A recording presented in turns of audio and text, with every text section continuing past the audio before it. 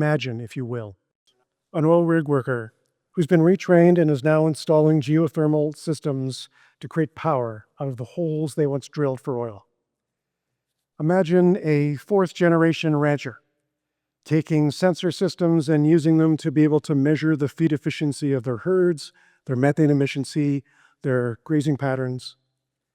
Imagine a bioindustrial entrepreneur taking waste and turning it into worth.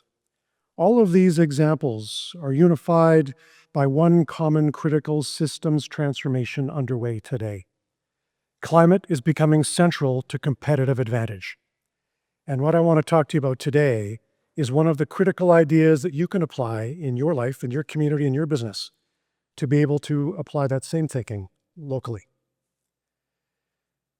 Today, our energy sector, 12 companies, have allocated close to $14 billion of investment to our Indigenous communities in this province, stewards of our land, who are instilling new values into our energy system to restore it in more natural ways.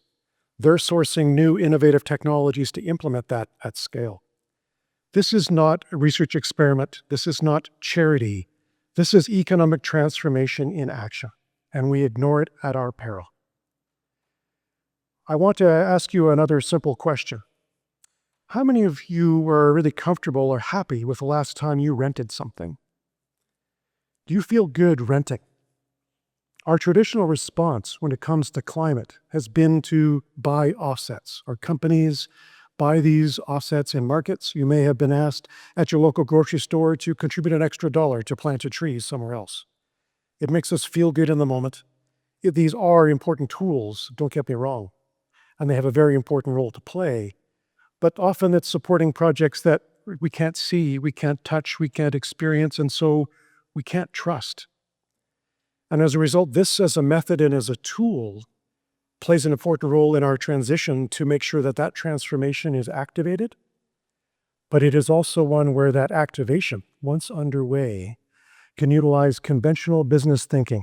And I want to explain that with 3 examples in our conversation here this morning. The notion of using renting as an analogy here versus owning is that when we rent the environmental benefit, we have the opportunity to make sure that we can feel good about what we're actually trying to accomplish. We can, in fact, offset some of the negative emissions, the carbon, as we often come to refer or simplify it to, in our operations. But when we actually invest in our value chains to be able to more proactively design strategies that allow us to achieve that same outcome, that's called insetting. That's linking profitability and economic returns to climate impacts. Insetting is a new and powerful tool that allows us to work more effectively with the parties that are in our value chains. So what is a value chain? Well, you have parties who are providing you with your materials and your inputs, and you have groups to whom you are selling products that you're making or services you're providing. That area on either side of you in this value chain is part of what is known as your Scope 3 emissions. That represents about 90% of the emissions associated with what you're delivering in the marketplace. You cannot succeed being responsible in climate unless you are partnering with upstream and downstream parties in how you create value for your economy. So this is not a science fiction experiment. These are actual things where studies are demonstrating real results and impacts. Every dollar spent on adapting to climate change avoids $15 in downstream costs. Every dollar invested in bioindustrial solutions, or by 2030, is on track to yield about a 16x return. Every dollar that we are looking to divert out of our inputs, for example, in fertilizers that we can more responsibly apply to build soil carbon, allows us to see better yields back for that producer. And that data provides valuable input for food companies to be able to make claims about the nutrition and the sustainable practices associated with that food product that we're putting on our plate. So in this context, I want to walk through this notion of insetting in 3 big examples that are playing underway in our own local economy here. All of them, for me, interestingly enough, standing on this particular stage, converged for me about 15 years ago in this community. So my examples will be on energy, on agriculture and on bioindustrial opportunities. The thinking in this community to converge this is a critical enabling condition to be able to set in motion a variety of the transformations in practical ways in our own backyards. So in energy, let's pick on that as an example. A strength of our economy, but one which we've now experienced for decades, leaving us with a series of abandoned wells. We have over 100,000 of them here in the province of Alberta. Those abandoned wells are becoming scars and reminders of an industry that is going through transformation and changing. But those also hold massive opportunities. They can become the source of new power generation. They can become the source of new abilities for us to reclaim that land. Who benefits when we take these particular steps as an entrepreneur? Well, the landowner sees that land reclaimed and made useful again and collects new royalties on that particular new use of that space.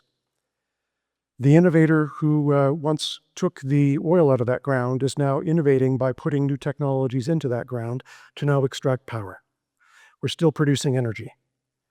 The ability for us as consumers of power, we now have more reliable, diverse sources of electricity from which to draw. And as investors, we're now seeing assets that we can now generate additional returns around. That particular undertaking, those particular steps, are ones that were inspired by a young man I met in this particular community 15 years ago. Sean is his name. He's now doing exactly this. The second example I want to share with you is in the area of agriculture.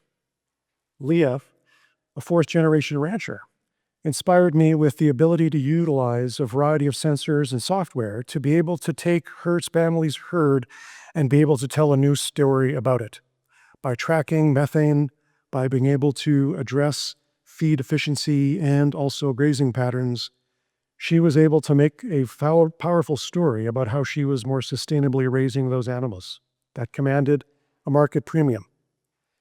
That market premium produces additional value back not just for her family farm, but also for us as consumers making more of a trustworthy consumer decision in the kind of products we want to put on our plates and in our mouths. Now, those types of activities are present in a market that's growing at over 12% compounded annually, just in terms of the ability to provide those kinds of solutions. That's valuable. I've seen and experienced projects in which we're demonstrating up to 20% return in the profits to those primary producers to be able to participate in these things. These are dollars and cents that make sense when we link climate impact to economic returns. The processors in those value chains see value in being able to now produce a claim that they can pass on to consumer products and retailers to sell to us that ultimately demonstrates those products are more responsible, your own, and more available to us in ways that allows us to feel good about the planet as much as we are about our meal. Crop farmers see a similar kind of benefit. Improving soil carbon can yield additional 40 kilograms of wheat per hectare.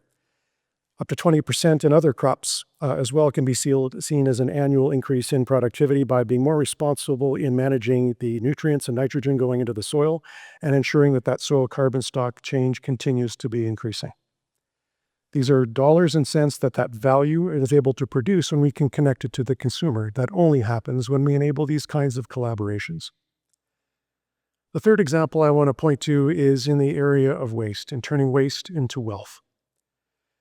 Chris is an entrepreneur I met here in this community, and that bioindustrial park is available in the city of Edmonton as a test and demonstration site where we're showing how we're taking construction and demolition waste and turning that into wood chips and biochar that can be used to improve that soil carbon for a farmer.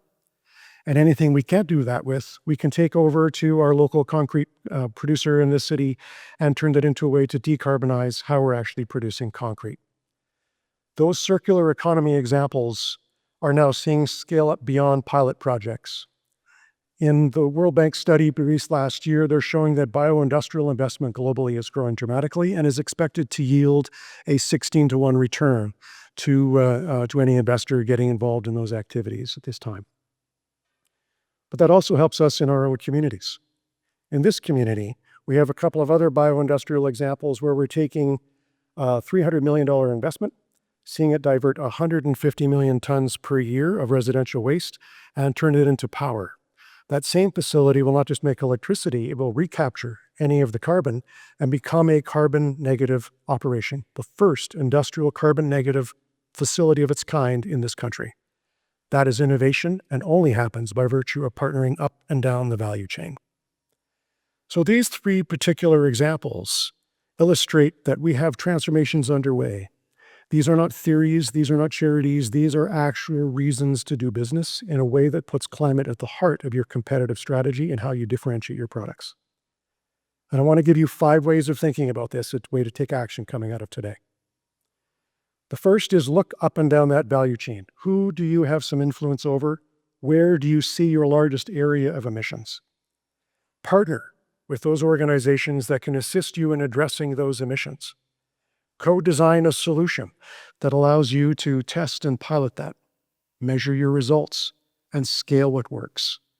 These are projects that I have the pleasure and honor of doing with parties around the world today that we can be doing here at scale. And we are, and we need more of you involved. So in lifting forward and moving upwards, I issue you this challenge. The decision you leave here today with, I would encourage you to think about where is it that you can put climate and economic returns at the heart of what you're doing in your community. Leading with the heart, thinking with your head, and being able to actively have a massive impact in the way in which this community thinks. Insetting is that tool. It has a name, and it's one I invite you all to try. Thank you very much.